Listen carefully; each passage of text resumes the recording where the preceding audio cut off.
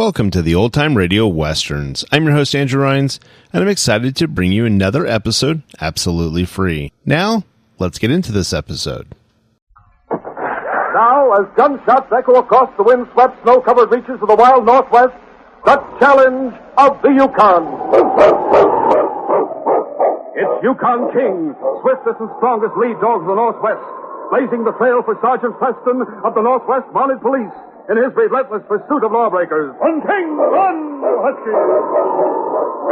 Gold discovered in the Yukon, a stampede to the Klondike in the wild race for riches, back to the days of the gold rush, bringing you the adventures of Sergeant Preston and his wonder dog Yukon King as they meet the challenge of the Yukon.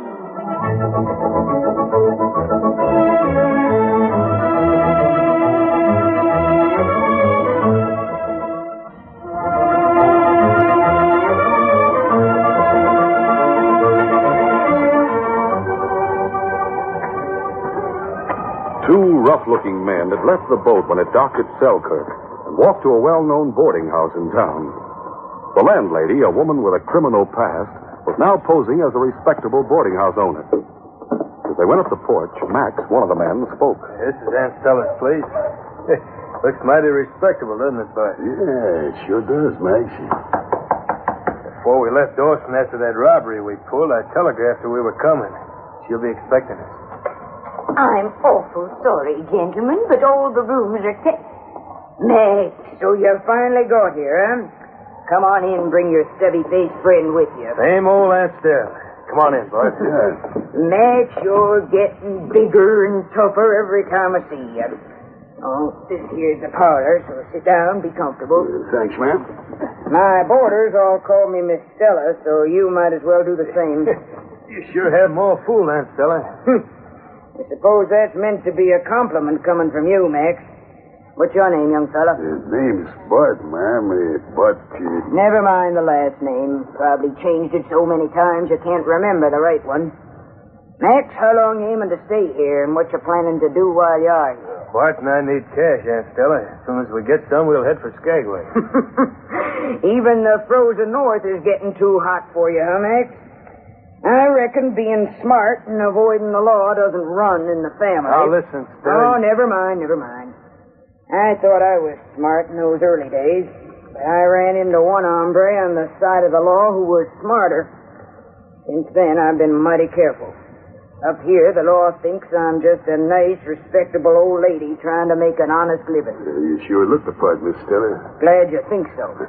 Well, come on, boys. I'll show you to your room, then we'll talk more over some coffee. Yeah, good. The sooner we get something lined up, the better. Come on, Bart. The following day was cold and windy, with an overcast sky indicating that the first snow flurries of the Yukon winter were soon to begin. One of Stella's boarders, who had come in at noon for dinner, stopped in the doorway of her parlor to speak to her. Is something wrong, Mr. Eaton? I want all my boarders to be pleased, you know. Oh, no, everything's fine, ma'am. It's just that I'll not be home to supper tonight. I thought I'd let you know. You see, there's an important shipment from the bank going by express on the Yukon Belle when the boat leaves at midnight. Oh, so that's it. But still, I don't see why The shipment will be delivered to our office when the bank closes. I'll keep it in the safe there until just before the boat sails, when the purser and a couple of guards will come after it. I'll stay at the office with the doors locked to guard it till I deliver it to them. Mr. Eaton, I have an idea. I'll send some hot soup and biscuits down to the office for you this evening. Well, thanks just the same, Miss Taylor. But once I put that shipment in the safe and lock the office doors, I don't open them up again till it's time to turn it over to the men who come for it. But if I send the food by Muko, my Indian handyman, he could call out to you when he gets there, and then slip it in to you. I'm sure you wouldn't suspect a stupid fella like Muko to be a hold-up man. Now, would you, Mr. Eaton? Well, no, of course not, but... Then it's settled. I'll tell Muko to knock twice on the door and to call out. Meantime, Sergeant Preston of the Northwest Mounted Police and his big husky Yukon King arrived in Selkirk on routine patrol duty. They stopped in front of the constable's office. Oh, Blackie. Oh, boy. Come on, King. Oh, Sergeant Preston. I figured you and King were about due to come through here. Seems we hit it about right, Constable. I'd say we're in for a snow. I'll leave Blackie at the livery stable and continue my patrol with the dog team. Any excitement in Selkirk lately? Oh, nothing out of the ordinary, Sergeant. I have my reports ready whenever you want to check them. Oh, good. I'll take Blackie over to the livery stable now, and I'll come back and get busy on those reports. See you in a little while. Right, come on. At the boarding house, Stella was having an earnest discussion with her nephew Max and his friend Bart. Your chance has come sooner than we expected, boys. Oh, yeah? Tell us about it, Aunt Stella. And there's to be a bank shipment. Stella told Max and Bart of her conversation with the express agent and how he had finally agreed to let Muko, her Indian handyman, bring his supper to the express office. The two crooks listened intently, and then Max spoke. Hey, you're plenty smart, Aunt Stella. Where does Muko fit into this? What was on your mind? Listen, you and Bart follow Muko to the express office. I've got Muko all set for the part he'll play. Now, when the agent opens the door to take in the food, you and Bart get the drop on him and Muko. Tie and gag him, then get back here with the cash. You mean tie and gag Muko, too? Yeah, of course. You don't want him to get suspicious of me, do you? He knows enough to play dumb. Say, that sounds like a perfect setup. It is, if you both watch your step. Use bandanas as masks and pull your parka hoods down. Don't come directly here. Cover your trail first, understand? Stop at the cafe. But Miss Stella will be carrying the stuff we grabbed from the safe. Transfer it to the big dinner pail Muko will carry down to the office. Lots of men carry him into the cafe. Yeah, that's right. I reckon you got everything planned out perfect. I have. Only don't forget to come back here. I have a share coming from that bank cash. In the morning, we'll make arrangements for you to leave for Skagway. And I'll be down there at 7. And no slip-up. You can count on us, Aunt Stella. Yep. We'll see you tonight for that bank cash, Miss Stella, so don't worry. That evening, shortly after 7 o'clock, the express agent, Mr. Eaton, heard a double knock at the locked front door of the office. Yeah, must be Muko with my supper. I could use some food about now. Who's there? Please bring supper. It's Muko. Yeah, that's Muko, all right. Hi, Muko. Just hand it in, and I'll have to close and lock the door again. You take him pail. Yeah, thanks, Muko. When I get home, I'll give you... Get inside, boss. You be quick about it. Look, him got guns. Yeah, we both have guns. Get inside. Hey, what's the idea? Mask. Yeah, this is a holdup, Savvy. Now keep quiet and do what you're told, or we'll plug you. You're not shooting, Muko. I'll bolt the door again. You, Indian, take your steps to rawhide. Tell that fella's hands and feet. Me time, plenty tight. I hadn't holstered my gun to take this pail. We'll plug you right away, monsieur. Hurry up, Indian. When you get finished, one of us will tie you, too. Then we'll gag you both. Within a few minutes, Muko, acting frightened, tied the express agent's hands and feet. Then Bart bound Muko, and he and the agent were gagged. Now, we better get the stuff in the safe and get out of here. Soon after the two crooks left the express office and covered their trail according to Stella's instructions, snow began to fall. Later, just before midnight, Sergeant Preston was in the constable's office going over reports with the constable when the purser from the Yukon Bell entered hurriedly. Constable, there's been a robbery. Wait.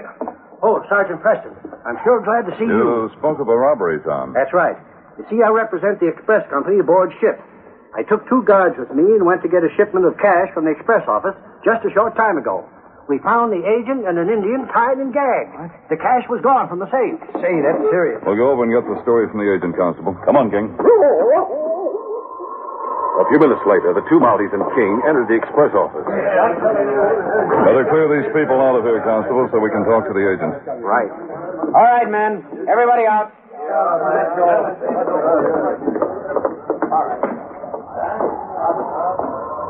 Well, Eaton, what happened? Well, 2 men wearing bandanas with their parka hoods pulled down the shed of their eyes, pushed their way in. They tied and gagged the Indian and me, then robbed the safe. Happened about 7 o'clock. We've been tied up for several hours. We must have been the first to come here. Yeah, the office usually closed for business, and folks know that. You said something about an Indian. Where is he? Well, that was Muko from the boarding house. He brought my supper. The crooks pushed in when I unlocked the door to take the supper pail from him. Why'd he leave before we got here? Poor fellow seemed scared to death, Sergeant. As soon as it was untied, he beat it like a scared jackrabbit. I see. Well, we'll get all the facts we can from you, then we'll go to the boarding house and talk to Muko. Maybe he noticed something you might have missed. Yeah, we might have had a chance to pick up the crook's trail if the snow hadn't started, Sergeant. In spite of that, we might have had a chance if so many hadn't crowded in here before we arrived.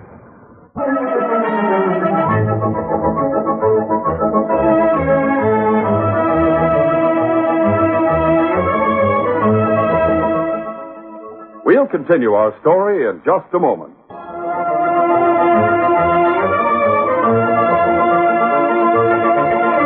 Now to continue.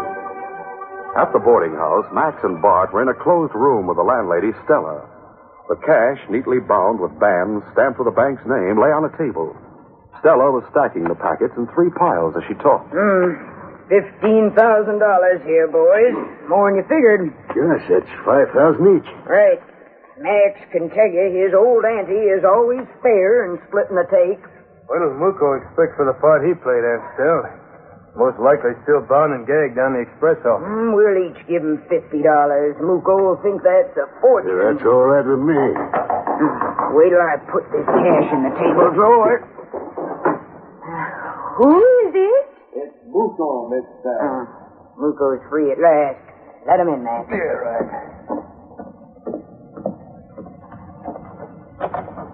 Come on in, Muko. Need some. Well, Muko, the boys tell me you acted your part well. What happened when you were finally found? Men from boat come, them untie us. Me act plenty scared. Me leave quick. One fella go for constable. Sure, we expected that. But it not good, Miss Stell. What's not good? Me hide outside, wait and watch. Constable bring other mountie. Him big Sergeant Preston who have a dog. Preston?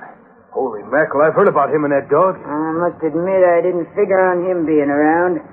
But if you followed my instructions about covering up... We did, ma'am.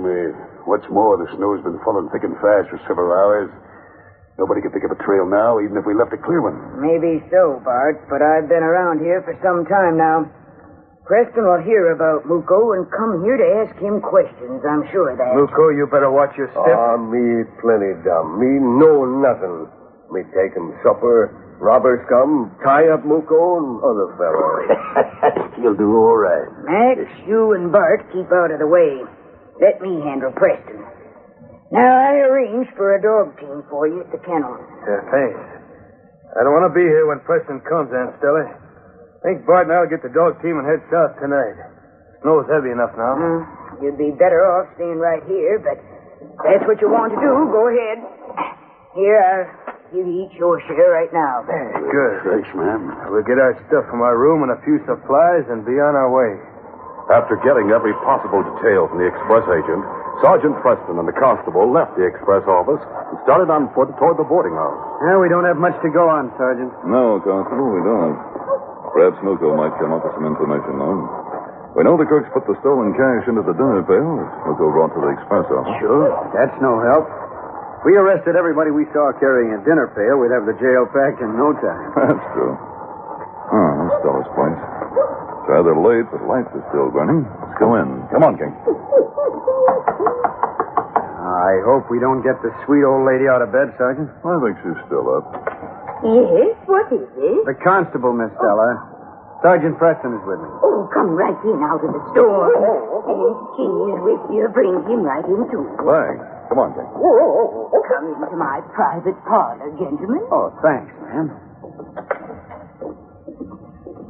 Do sit down. Thank you. Good thing I was sitting up late checking my house account. Sorry to come here so late, but it's important.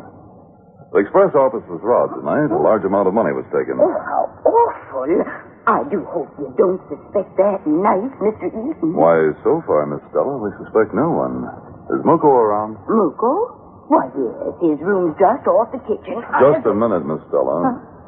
Didn't you send Muko to the express office tonight with a dinner pail of food for Mr. Eaton? Well, yes, that's right, Sergeant. Poor Mr. Eaton wouldn't have had a bite. You seemed surprised when we mentioned the robbery. Didn't Muko tell you about it when he came home? You mean Muko knew about it? He was there when it happened and stayed there, bound and gagged, until a short time ago. Really? I wonder why Muko didn't come back and tell me about it. Didn't you wonder why he didn't come back after taking the food to Mr. Eaton? That was hours ago, you know. Well, no, I didn't wonder about that, Sergeant. You see, I told Muko to take the evening off after he delivered the food. Oh. Poor Muko must have been so frightened that he came home and went straight to his room. He had the key to the back door. We'll talk to Muko now, please. Of course, Sergeant. I'll go call him. Muko! While Stella went down the hall calling Muko, King went to investigate an object he saw behind an easy chair. Hey, Sergeant. King's found something. Dinner pail. Here, King, carry this outside. Take it outside, boy. Go outside and wait.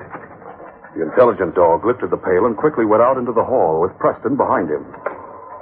The Mountie opened the door, let the husky out, then closed the door and returned to the parlor. A moment later, Stella came from the kitchen with Muko. Here's Muko. Where's your dog, Sergeant? I let King out. He was getting too warm, Miss Stella. Oh, yes, of course. Well, here's Muko. Redcoats come see Muko about robbery, maybe? Yes. Why didn't you wait at the express office for us? Oh, me plenty scared. Me get loose, run home quick. Huh? You came home and went straight to your room? Yes, he did, Sergeant. Me go to room, stay there, lock door. What can you tell us about the robbery? Me not able to tell anything. Me plenty scared. Me get tied, gagged. Crooks big, wear bandanas, have guns. Them plenty mean. Me scared. Realizing it was no use questioning the Indian further, though he thought there was something fishy about the situation, Sergeant Preston dismissed Muko, saying, "Never mind. Go back to your room, Muko. We'll talk to you again in the morning." I'll find out what I can from him, too, Sergeant. No, me go to room now. Did you mention the bank shipment to anyone, Miss Stella? The bank shipment to Landlady. Mr. Eaton told you about it, remember? Oh, yes, he did say something about why he had to stay locked up at the office, but I paid small mind to that. I was more concerned about him going without his supper. I see. Well, let's go, Constable. Good night, Miss Stella. Good night, ma'am. Good night.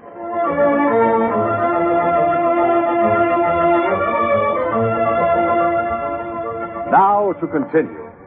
Carrying the dinner pail under his arm, Sergeant Preston, with the constable and King, walked back to the express office, where the agent was still waiting in hopes of hearing news of the missing cash. Sergeant, I haven't asked up to now, but I'd like to know why you brought that dinner pail from the boarding house. I had the feeling tonight that Stella's sweetness was covering up something. Her eyes followed every move we made, and she was quick to give Muko a cue for his answer when I asked if he went straight to his room when he arrived home. I noticed that, but the dinner pail... Pails like this are common, I'll admit. But if this happens to be the one the crooks used, one of them may have held the handle long enough to leave a scent. A scent which King could use to pick up their trail. Here, King. Get the scent, fella. The intelligent dog sniffed the wooden handle of the pail for a moment. Max had held the handle in his sweaty hand while he filled it, and again at Stella's when he took the cash from it. King barked sharply to indicate he had found a scent. Now, if King can pick up that scent in here, it'll mean something. Come over here to the safe, boy. Find it, King. Find the scent. Hey, he's found something. Yes, and that means this is the dinner pail the cash was in. But with snow covering the We ground... found this in Stella's parlor, Constable. We'll go directly to the boarding house now and start from there. Come on. As the two Mounties approached the boarding house, Preston was saying, "I'm trying to figure out what part Stella has in this, Constable." Maybe she's entirely innocent, Sergeant. It may be the pail was left there without her knowledge. We'll see. We'll have to move carefully. Get out of sight quick. Get beside the porch. Quiet, King. The dog seems heading this way.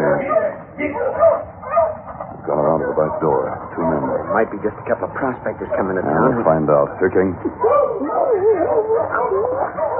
Pointing to the snow-covered ground where Max and Bart had just passed with the dog team, Preston spoke in a low tone. Find the scent, King. Constable, King's found the same scent as the one from the pail. Let's go around the house. Come on. Quiet, King. The dog sled had stopped at the back door. Max had gone inside. In the parlor, Stella was talking with the Indian Muko. Muko, I didn't like the way that Mountie Preston acted. Oh, not good. Well, whatever you do, play dumb if they talk to you again. Well, it's you, Max. Took you long enough to get the dog team from the kennels. Muko will give you supplies. Myself, here, still. What? First I'm taking the rest of the bank cash, savvy? Max, you gone loco? Put away that gun, do you hear? Reckon I inherited some of your smartness, Annie. At least I'm smart enough not to leave $5,000 behind that I can take without any trouble. What? Muko, move over there next to her. And both of you keep your hands up or I'll plug you. No, me have hands up. Yeah, it's still there. Why, you two-timing yellow coyote out to the mountains. No, you won't, Aunt Stell. You still want to live here as a sweet old landlady. You wouldn't want them to know your past or that Muko was a plant to get us in the express office. Not to mention the knifings and robberies he's done at your orders. I'm taking your share. We'll take that cash. The money. Oh, Sergeant, I'm so glad you came back. This man here is trying to... Stella. We heard enough as we stood in the hall. We've tied up the man outside. You aren't going to take Hold it. me... That's your sweet old lady, Constable.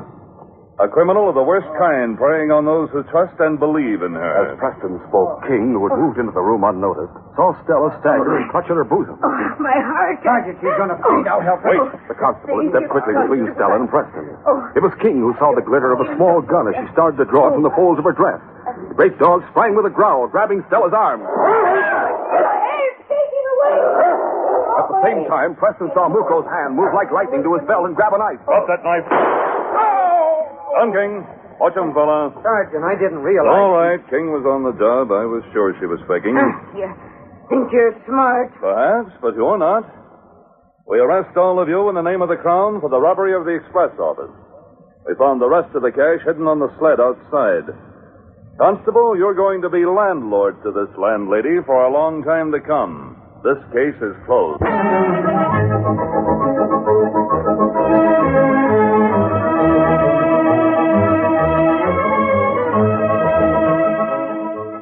These radio dramas are created and produced by George W. Trendle, directed by Fred Flowerday, and supervised by Charles D. Livingston. The part of Sergeant Preston is played by Paul Sutton. This is J. Michael wishing you goodbye, good luck, and good health. So long.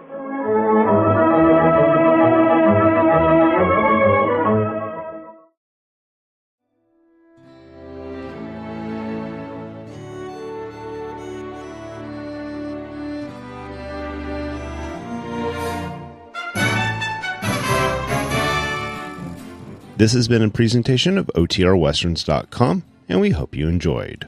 Please take some time to like and rate our shows in your favorite podcast application. Follow us on Facebook by going to OTRWesterns.com/Facebook. Subscribe to our YouTube channel by going to OTRWesterns.com/YouTube. And send us an email, podcast@OTRWesterns.com. You can call and leave us a voicemail, 707-986-8739. This episode is copyright under the Attribution Non-Commercial Share-alike copyright. For more information, go to OTRWesterns.com/copyright. Have a great day, and thanks for listening.